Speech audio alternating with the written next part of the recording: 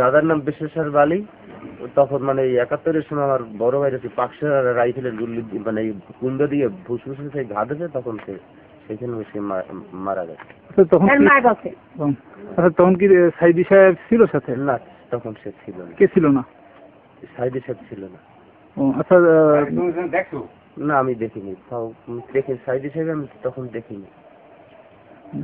আচ্ছা, আর এই যে আপনার এই যে ভাই বাদ দিয়ে মারা দেওয়ার ওই করার পর কয়দিন পর মারা গেছে? সেদিন কেন সকালে দুপুর টাইমে মানে এই ঘটনা ঘটছে, বৈকালবেলা আর কি মরছে। আবার মারি দিয়েছে এই আজাদ মিয়া, হাসান সাহেবের বড় ছেলে, আর এই আমার বাড়ির পশ্চিম পাশে মমিনা, এই দুইজনে মারি দিয়েছে আমার বড় ভাই। আচ্ছা, আমরা শুনছি মানে বিভিন্ন জায়গায় কথা বলা শুনি যে সাইদি সাহেব নাকি রাজাকার ছিল, এই ব্যাপারে কি আপনি জানেন? না, আমি কিছু জানি না। আপনি কি দেখছেন মানে শুনছেন যে সে রাজাকার ছিল কিনা? আমার মা বল তখন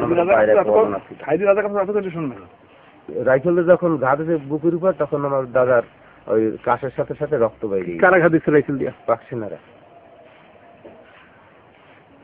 ভালো ছিল যে কাজ বাসে আমাকে কোনো দিন খারাপ দেয় নাই। Side side. আচ্ছা, তখন এই আর্মিতে আসার পরে ওইখানে ঘটনাটা কি হয়েছিল একটু বলুন তো।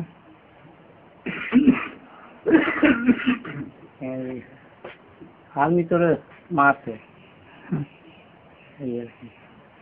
মারার পর কি ওই দিনই মারা গেছে না তারপর দিন মারা গেছে, এটা কি জানেন কিছু? পরদিন ওই দিন আবার হয়েছে এইটা ওই করতেন গিয়ে আমার ওই সব। আচ্ছা, এর সাথে কি সাইদি জড়িত ছিল বললে আপনি জানেন? না না, কি না মানে সাইদি জড়িত ছিল কিনা সেটা একটু বলেন তো। সাইডে এই ঘটনার সাথে কি জড়িত ছিল? না, সাইডের মধ্যে সাইডে আছে। আরে সাইডের নাম হয়েছে সাইডের মধ্যে নেই। আমার নাম রবীন্দ্রনাথ তালুকদার। না, মিথ্যে কথা বলতে পারবো না। আপনি সেটা পুরোটা বলেন কি আছে যুদ্ধ যখন